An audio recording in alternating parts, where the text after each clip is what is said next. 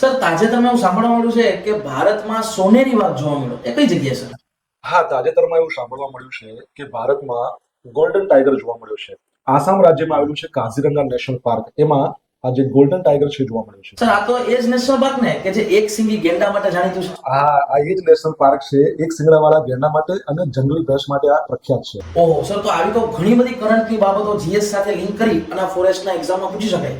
હા, પૂછી શકાય છે. અને રિસન્ટલી એવી ઘટનાઓ પણ બની છે, જેમ કે આખા વિશ્વમાં પ્રથમ વખત નાઇટ ટાઈગર સફારી એ પણ આપણા ભારતમાં બનવા જઈ રહ્યું છે. અને આવા જ અગત્યના ટોપિક્સ લઈને હું આવી રહ્યો છું 6 ફેબ્રુઆરીના રોજ, મંગળવારના રોજ સવારે 10:30 વાગે આપણી લિબર્ટીની જે યુટ્યુબ ચેનલ છે એના પર.